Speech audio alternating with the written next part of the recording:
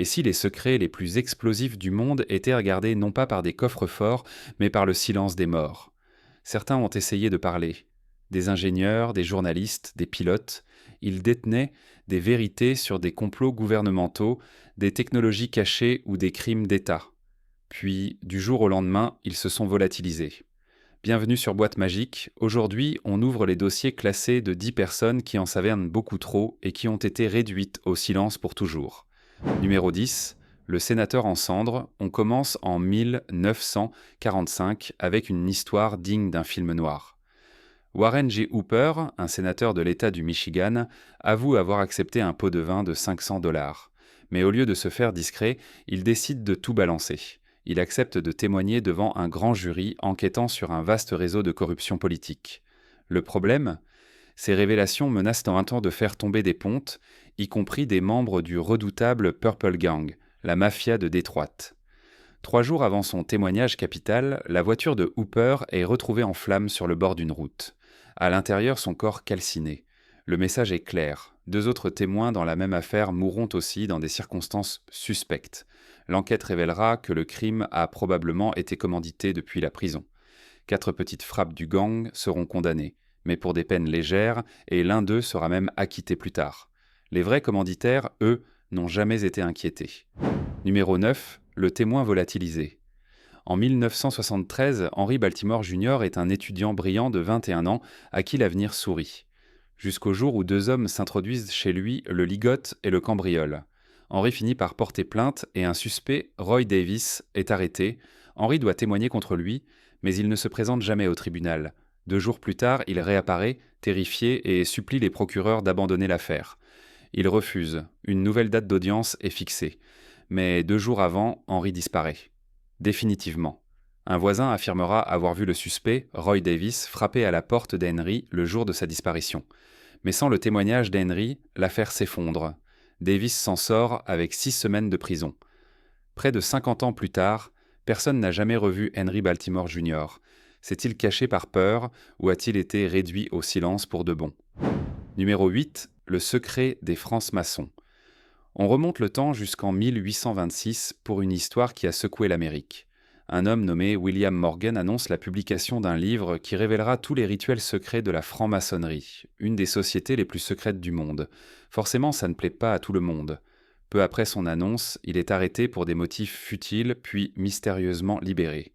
Des témoins affirment alors l'avoir vu se faire enlever par des francs-maçons locaux, emmenés de force jusqu'au fort Niagara et probablement jeté dans les chutes du Niagara. Son corps n'a jamais été retrouvé.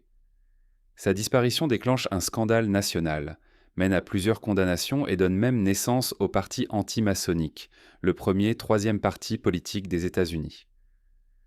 William Morgan a-t-il été exilé ou a-t-il payé de sa vie pour avoir voulu briser le sceau du secret? Numéro 7, le pilote et l'OVNI. Le 21 octobre 1978, le jeune pilote australien Frédéric Valentich décolle seul à bord de son petit avion. Alors qu'il survole le détroit de Bass, il contacte la tour de contrôle de Melbourne avec un message qui va glacer le sang de tous les opérateurs. Il décrit un objet étrange, long, métallique, avec des lumières vertes, qui le survole à une vitesse incroyable. Il précise « Ce n'est pas un avion ». Puis, pendant 17 secondes, on entend un bruit métallique strident, comme du métal qu'on déchire. Et puis, plus rien. Silence radio total. Frédéric Valentich et son avion se sont volatilisés. Aucune épave, aucune trace de carburant, aucun corps n'a jamais été retrouvé. A-t-il croisé un prototype militaire top secret? Ou a-t-il été intercepté par quelque chose qu'il n'aurait jamais dû voir? Ces derniers mots restent l'un des plus grands mystères de l'histoire de l'aviation. Numéro 6, l'agent de la base secrète de Dulce. Accrochez-vous, on entre en territoire X-Files. Dans les années 90, un homme nommé Thomas Castello prétend être un ancien officier de sécurité de la base de Dulce, une installation souterraine secrète au Nouveau-Mexique. Il commence à fuiter des informations explosives, des schémas de la base, des protocoles de sécurité et des témoignages décrivant des expériences d'hybridation entre humains et entités non humaines, des guerres internes entre différentes factions de sécurité et des technologies défiant l'imagination. Ça sonne comme de la pure science-fiction, sauf que plusieurs autres sources anonymes ont corroboré une partie de ces dires.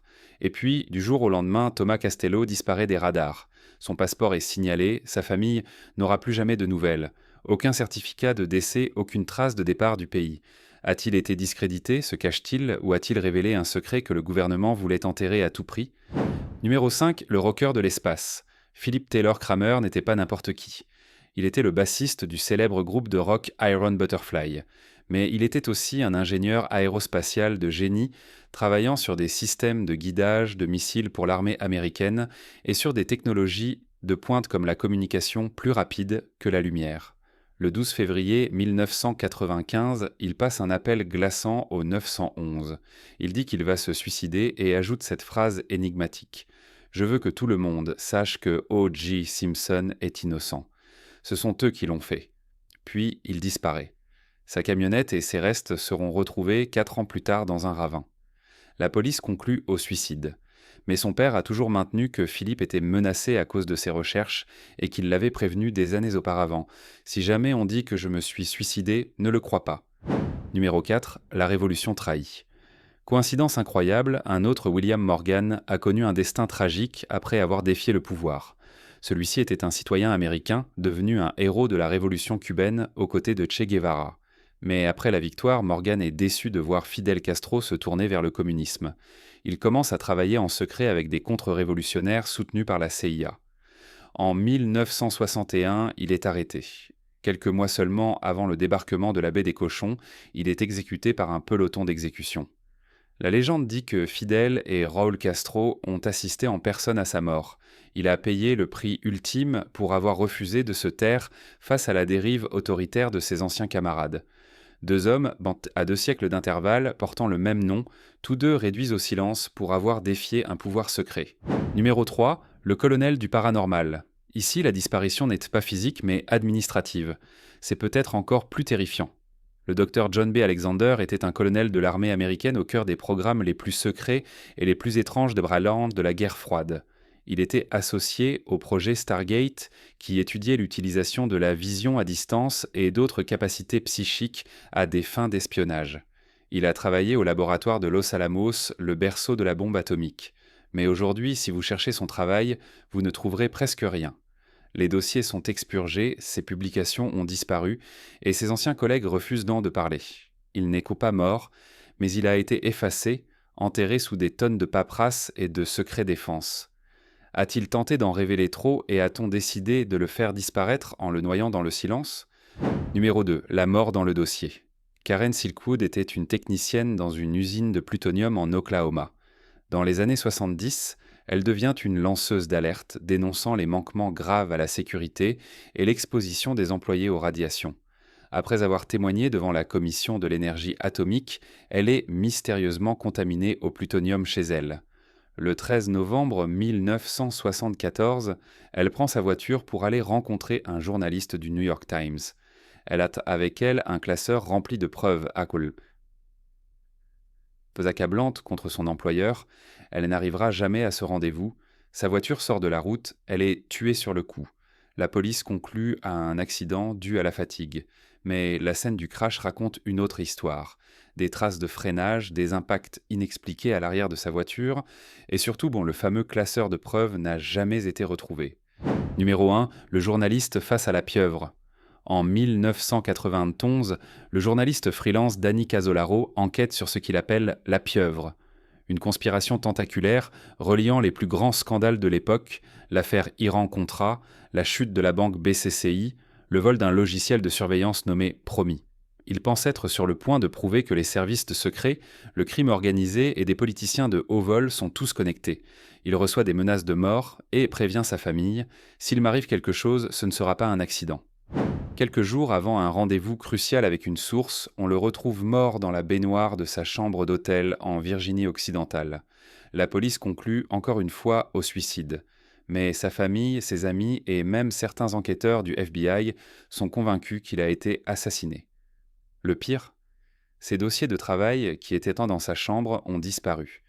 Danny Casolaro avait-il trouvé le cœur d'une conspiration si vaste qu'elle pouvait faire taire n'importe qui, n'importe quand ? De la guerre froide aux sociétés secrètes, Ces histoires nous rappellent une chose terrifiante. Certaines vérités ont un prix. Et ce prix, c'est parfois la vie. Si ces dossiers classés vous ont glacé le sang, lâchez un pouce bleu, partagez la vidéo et dites-nous quelle affaire vous semble la plus troublante. Restez vigilants. Et à très vite sur Boîte Magique.